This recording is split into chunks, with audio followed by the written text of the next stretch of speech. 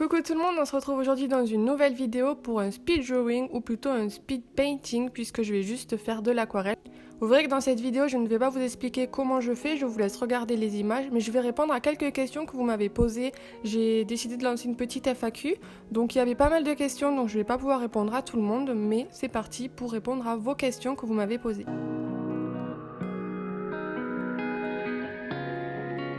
Alors je dessine depuis très longtemps, je pense que je me suis vraiment mise au dessin à la fin du lycée. Je dirais donc il y a 4 ans, et comment j'ai appris à dessiner, tout simplement en cours d'art plastique. En fait j'ai commencé comme ça, et puis après j'ai découvert des matériaux comme l'aquarelle par exemple que j'ai beaucoup aimé. Et je me suis diversifiée dans ça. Ensuite j'ai voulu commencer à faire des illustrations à l'aquarelle.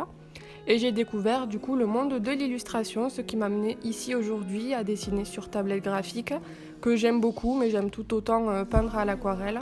Donc voilà comment j'ai pu apprendre et commencer tout ça dans mon coin. Ma passion pour le dessin, elle est venue en fait petit à petit. C'est vraiment parce que j'avais dans l'objectif en fait au lycée de partir en école d'art après le bac. Et donc dans mon lycée, ils proposaient une option art plastique, donc c'est ce que j'ai fait. Et du coup, après j'ai été lancée dans ça en fait, puisque j'ai dû faire une mana pour pouvoir rentrer dans le BTS que je voulais faire. Et en fait, ça s'est fait de par le biais de mes études. Même si ce que je fais c'est totalement différent de ce que je fais durant mes études m'ont quand même permis de découvrir pas mal de techniques et surtout d'apprendre beaucoup. Donc voilà d'où ça me vient. C'est vraiment un processus qui est venu au fur et à mesure. Alors pour mon organisation, ça c'est une question qui est revenue beaucoup de fois. Il faut savoir que j'ai des priorités en fait et je me fixe mes priorités. C'est-à-dire que je fais d'abord passer mes études en premier. Donc je fais tout ce que j'ai à faire pour les cours, que ce soit des rendus, des contrôles à réviser, etc. Ensuite je fais passer ma boutique au second plan parce que les gens ont payé. Les gens passent commande et ils ont besoin de quelque chose en retour. Donc c'est ça que je fais passer au second plan dans mes tâches à faire.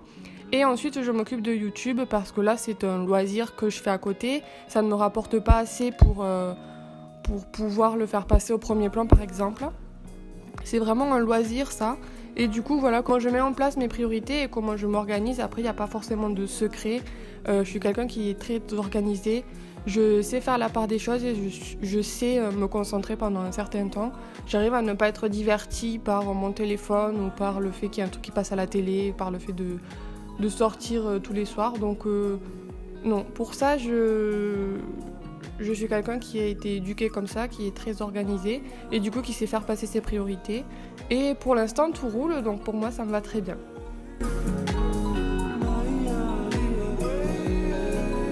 Ça c'est une très bonne question parce qu'il est vrai qu'il y a des événements qui font que de temps en temps j'ai l'impression que ça marche pas et d'autres moments où ça marche super bien. Par exemple en ce moment, au moment où je tourne cette vidéo, on est début août, je la filme en avance et je sais que sur YouTube j'ai décidé de prendre une pause parce que ça fonctionnait pas forcément. Les vidéos sont beaucoup moins vues. Donc pour moi en ce moment YouTube ça s'essouffle un petit peu alors que ma boutique grandit de jour en jour, j'ai de plus en plus de commandes personnalisées et ça me fait vraiment beaucoup plaisir. Donc comment je vois ma boutique et ma chaîne YouTube dans quelques années, je ne saurais pas quoi répondre parce que c'est tellement aléatoire que je sais pas. J'aimerais beaucoup que ça ait évolué, je pense qu'au niveau des vidéos ça aura changé, ça aura évolué, peut-être qu'il y aura plus que du dessin mais qu'il y aura autre chose, je vous en parlerai dans une prochaine question parce que je m'oriente vers quelque chose d'un peu plus différent on va dire. Et pour ma boutique, j'espère vraiment qu'elle aura avancé et j'aimerais beaucoup dans quelques années avoir ma propre boutique sur internet, partir d'Etsy pour éviter d'avoir tous ces frais. Pour l'instant c'est pas vraiment une option parce que j'ai pas assez de ventes pour pouvoir faire ma boutique toute seule, mais pourquoi pas dans quelques années ouvrir ma propre boutique. Alors non, je ne vis pas de mes illustrations et de ma chaîne YouTube et je ne compte pas en vivre tout simplement parce que je fais des études pour avoir un métier et c'est ce métier-là qui va me rapporter de l'argent tous les mois, de quoi payer tout ce que j'aurai à payer. Moi je veux vraiment que YouTube et les illustrations restent un loisir, c'est pourquoi si jamais mes illustrations prennent trop de place, en fait, je vais devoir refuser quelques commandes parce que ça passera surtout au second plan. J'ai pas envie que ma passion devienne en fait mon métier. Je sais que ça peut paraître bizarre. Il y en a beaucoup qui souhaitent que leur passion devienne leur métier. Il y a un métier, moi, qui me plaît beaucoup. Je vous le dirai juste après, mais je pense que la plupart le savent. Et c'est un métier que je me vois exercer pendant des dizaines et des dizaines d'années, alors que l'illustration, je me vois pas faire ça comme métier. C'est vraiment un échappatoire pour ma part, et j'ai pas envie que ça devienne une source de stress. Donc voilà pourquoi je ne vis pas et je ne compte pas vivre de YouTube et de mes illustrations. Alors, je souhaite devenir architecte d'intérieur, mais depuis quelques semaines, je commence à regarder de plus en plus à devenir scénographe. C'est quelque chose qui me plaît énormément. Le seul souci en tant que scénographe, c'est qu'au début, on doit faire de la scénographie pour du théâtre ou des expositions, et ça, c'est pas vraiment quelque chose qui m'emballe. Par contre, faire de la scénographie pour des films, des séries télévisées, ça serait vraiment... je crois un rêve en fait, et j'aimerais beaucoup m'orienter dans ça, donc j'ai encore 2 ans pour y réfléchir. Je sais qu'il existe un master après la licence pour faire ça, donc j'ose espérer continuer là-dedans. J'aimerais bien faire les deux, architecte d'intérieur et scénographe. Je sais pas trop si c'est possible, il faut que je me renseigne auprès de personnes qui travaillent là-dedans. Donc pourquoi pas, mais voilà. Pour l'instant, ça reste quand même dans la même branche et avec mon BTS, je peux faire les deux. Donc voilà pour ce que j'aimerais faire plus tard. Même si pour l'instant, c'est architecte d'intérieur, je pense aussi m'orienter vers la scénographie.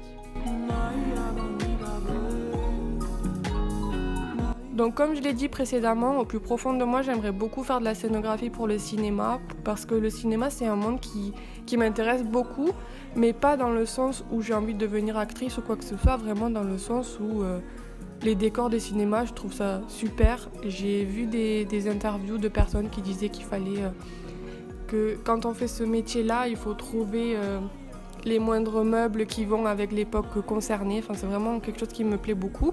Donc j'aimerais pourquoi pas partir là-dedans. Et sinon, mes rêves au plus profond, ça serait de fonder ma famille et d'avoir une maison style architecte.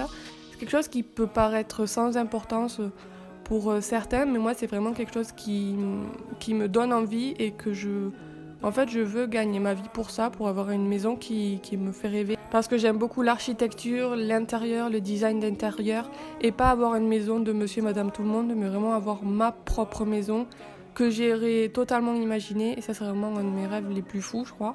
Et sinon, ça serait de voyager aux 4 coins du monde. Dès que j'en aurai la possibilité, ça c'est sûr que je le ferai. Alors d'autres passions en tant que telle, je pense pas, autre que l'illustration, mais il y a des choses que j'aime beaucoup, comme la photographie par exemple, ou encore les séries. Ça peut paraître un petit peu niais comme réponse, mais je suis quelqu'un qui regarde énormément de séries, qui a toujours un truc à raconter sur une série ou quoi, donc voilà, mais sinon non, j'ai pas vraiment d'autres passions.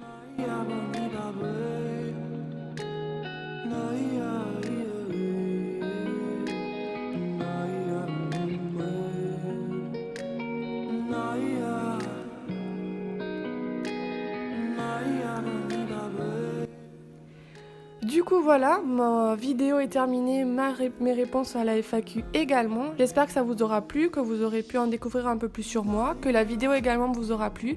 N'hésitez pas à me dire si ce concept vous plaît. Je pense à faire de plus en plus de speed drawing, mais en parlant de quelque chose, soit d'un sujet qui vous ferait plaisir, soit en répondant à vos questions. N'hésitez pas à me dire ça dans les commentaires si ça vous intéresse, ou à laisser un petit like, ça fait toujours super plaisir également. Pour les futurs FAQ, je vous invite aussi à rejoindre mon Instagram pour avoir en fait les news et savoir quand on va sortir la prochaine FAQ ou les prochaines vidéos.